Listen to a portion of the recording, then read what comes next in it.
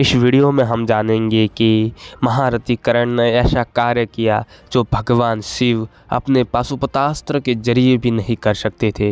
ये कार्य क्या था, ये जानने के लिए आप हमारा वीडियो अंत तक जरूर देखिएगा। और हाँ दोस्तों, मैं आपको बता दूं कि ये वीडियो महाभारत कर्ण पर्व के अंतर्गत 90वें अध्याय से ली गई है। तो फिर चलिए शुरू करते हैं वीडियो। मैं हूं आपका दोस्त रतन सिंह और आप देख रहे हैं हिस्ट्री फैक्ट।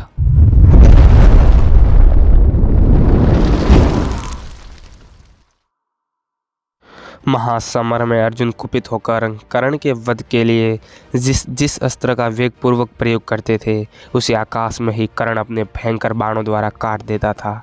कर्ण का धनुष अमोघ था, उसकी डोरी भी बहुत मजबूत थी। वह अपने धनुष को खींचकर उसके द्वारा बाण समूह की वर्षा करने लगा।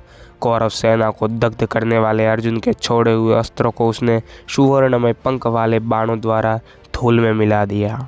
महामनस्वी वीर कर्ण ने परशुराम जी से प्राप्त हुए महाप्रभावशाली शत्रुनाशक अथर्वण अस्त्र का प्रयोग करके पैने बाणों द्वारा अर्जुन के उस अस्त्रों को नष्ट कर दिया जो कौरव सेना को दग्ध कर रहा था। राजन, जैसे दो हाथी अपने भयंकर दांतों से एक दूसरे पर चोट करते हैं, उसी प्रकार अर्जुन और कर्ण एक दूसरे पर बाणों का प्रहार कर रहे थे। उस समय उन दोनों में बड़ा भारी युद्ध होने लगा। दोनों ही योद्धाओं की बाण वर्षा से पूरा आकाश बाणों से भर गया था।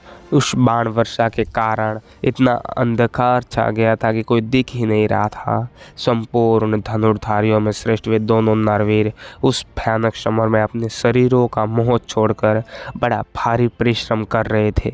दोनों ही योद्धा एक दूसरे के छिद्रों को ढूंढ रहे थे ताकि उसका वध कर सके, लेकिन कोई फायदा नहीं हो रहा था। दोनों ही एक दूसरे को बाणों को काट रहे थे।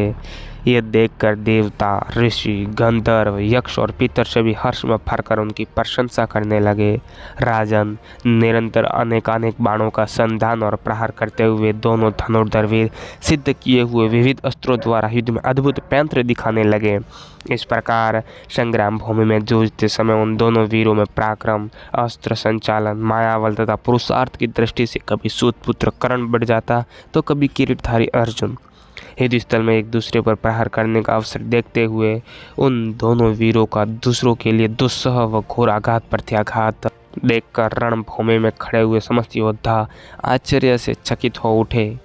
नरेंद्र, उस समय आकाश में स्थित हुए प्राणी कर्ण और अर्जुन दोनों की प्रशंसा करने लगे। वाह रे कर्ण, शाबाश अर्जुन। यही बात अंतरिक्ष में सब और सुनाई देने लगी।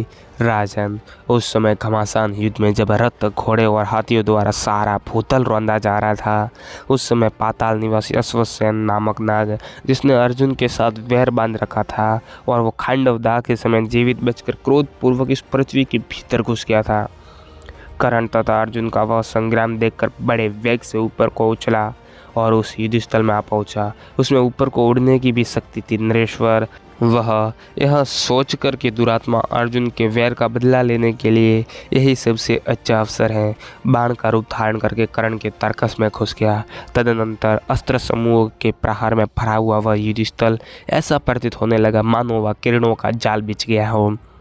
कर्ण और अर्जुन ने अपने बाण समूह की वर्षा से आकाश में तिल भर भी अवकाश नहीं रहने दिया।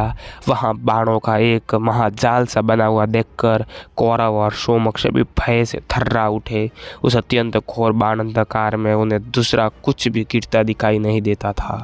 तदनंतर संपूर्ण विश्व के विख्यात धनुर्धर वीर पुरुष कर्ण और अर्जुन प्राणों का मोह छोड़कर युद्ध करते थक गए। उस समय आकाश में खड़ी हुई अप्सराओं ने दिव्य चवर डुलाकर उन दोनों को चंदन के जल से सिंचा। फिर इंद्र और सूर्य ने अपने कर कमलों से उनके मुंह पोंछे। जब किसी तरह कर्ण युद्ध में अर्जुन से बढ़कर पराक्रम न दिखा सका और अर्जुन ने अपने बाणों की मार से उसे अत्यंत संतप्त कर दिया, तब बाणों के आघात से सारा शरीर सत्व विकसित हो जाने के कारण वीर कर्ण ने सर्पमुख बाण के प्रहार का विचार किया। उत्तम बलशाली कर्ण ने अर्जुन को मारने के लिए ही जिस सुदीर्घ काल से सुरक्षित रख छोड़ा था, सोने के तर्कस में चंदन के चूर्ण के अंदर जिसे रखता था और सदा जिसकी पूजा करता था, उस शत्रुनाशक झुकी हुई गांठ वाले स्वच्छ महातेजस्वी सुसंचित प्रज्वलित एवं भयानक सर्पमुख बाण को उसने धनुष पर रखा और कान तक खींचकर अर्जुन की ओर संधान किया। कर्ण युद्ध में स्वयसाची अर्जुन का मस्तक काट लेना चाहता था। उसका चलाया हुआ वह प्रज्वलित बाण ऐरावत कुल में उत्पन्न अश्व से नहीं था। उस बाण के छूटते ही संपूर्ण दिशाओं सहित आकाश जाज्वल्यमान हो उठा और सैकड़ों भयंकर उल्काएं गिरने लगी। धनुष पर उस नाग का प्रयोग होते ही इंद्र सहित संपूर्ण लोकपाल हाहाकार कर उठे। सूतपुत्रों को यह मालूम नहीं था कि मेरे इस बाण में योग बल से नाग घुसा बैठा है। सहस्त्र नेत्रधारी इंद्र उस बाण में सर्प को घुसा हुआ देख यह सोचकर शिथिल हो गए कि अब तो मेरा पुत्र मारा गया। उस प्रज्वलित बाण को बड़े वेग से आते देख भगवान श्री कृष्ण युद्धस्थल में खेल सा करते हुए अपने उत्तम रथ को तुरंत ही पैर से दबाकर उसके पहिए का कुछ भाग पृथ्वी में धंसा दिया। साथ ही सोने के साज बाज से ढके हुए चंद्रमा की किरणों के समान श्वेत वर्ण वाले उनके घोड़े भी धरती पर घुटने टेक झुक गए। उस समय आकाश में सब और महान कोलाहल गूंज उठा। भगवान मधुसूदन की इस स्तुति प्रशंसा के लिए कहे गए दिव्य वचन सहसा सुनाई देने लगे। श्री मधुसूदन के प्रयत्न से उस रथ की धरती में धंस जाने पर भगवान के ऊपर दिव्य पुरुषों की वर्षा होने लगी और दिव्य सिंह नाद भी प्रकट होने लगा। बुद्धिमान अर्जुन के मस्तक को विभूषित करने वाला किरीट भूतल, अंतरिक्ष, स्वर्ग और वरुण लोक में भी विख्यात था।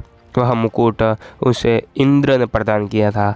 कर्ण का चलाया हुआ वह सर्प मुख बाण रथ नीचा हो जाने के कारण अर्जुन के उसी किरीट में जा लगा। सुतपुत्र कर्ण ने सर्प मुख बाण के निर्माण की सफलता, उत्तम प्रयत्न और क्रोध इन सब के सहयोग से जिस बाण का प्रयोग किया था उसके द्वारा अर्जुन के मस्तक से उस किरीट को नीचे गिरा दिया, जो सूर्य, चंद्रमा और अग्नि के समान कांतिमान तथा सुवर्ण, मुक्ता, मणि एवं हीरो से विभूषित था। ब्रह्मा जी की तपस्या और प्रयत्न करके देवराज इंद्र के लिए स्वयं ही जिसका निर्माण किया था, जिसका स्वरूप बहुमूल्य, शत्रु के लिए भयंकर, धारण करने वाले के लिए अत्यंत सुखदायक तथा परम सुगंधित तथा दैत्यों के वध की इच्छा से किरीटधारी अर्जुन को स्वयं देवराज इंद्र ने प्रसन्नचित होकर जो किरीट प्रदान किया था। भगवान शिव, वरुण, इंद्र और कुबेर ये देवेश्वर भी अपने पिनाक, पास, वज्र और बाण रूप उत्तम अस्त्रों द्वारा जिसे नष्ट नहीं कर सकते थे। उसी दिव्य मुकुट को कर्ण ने अपने सर्पमुख बाण द्वारा बलपूर्वक हर लिया। मन में दुर्भाव रखने वाले उस मिथ्या प्रतिज्ञा तथा वेगशाली नाग ने अर्जुन के मस्तक से उसी अत्यंत अद्भुत, बहुमूल्य और सुवर्ण चित्रित मुकुट का अपहरण कर लिया था। सोने की जाली से व्याप्त व जगमगाता हुआ मुकुट धमाके की आवाज़ के साथ धरती पर जा गिरा। जैसे अस्ताचल से लाल रंग मंडल वाला सूर्य नीचे गिरता है, उसी प्रकार पार्थ का वह पेय उत्तम एवं तेजस्वी किरीट पूर्वोक्त श्रेष्ठ बाण से मथित और विषाग्नि से प्रज्वलित हो पृथ्वी पर गिर पड़ा। उस नाग ने नाना प्रकार के रत्नों से विभूषित पूर्वोक्त किरीट को अर्जुन के मस्तक से उसी प्रकार बलपूर्वक हर लिया, जैसे इंद्र का वज्र वृक्षों और लताओं के नवजात अंकुरों तथा पुष्पशाली वृक्षों से सुशोभित पर्वत के उत्तम शिखरों को नीचे गिरा देता है। बस आज के वीडियो में इतना ही। ये वीडियो आपको कैसा लगा आप हमें कमेंट करके ज़रूर बताइएगा, और ऐसे ही वीडियो चाहिए तो आप हमारे चैनल को सब्सक्राइब कर ले और पास में बेल आइकन को भी दबा दें, ताकि जैसे ही हम वीडियो अपलोड करें उसकी नोटिफिकेशन आपके पास सबसे पहले पहुंच जाए।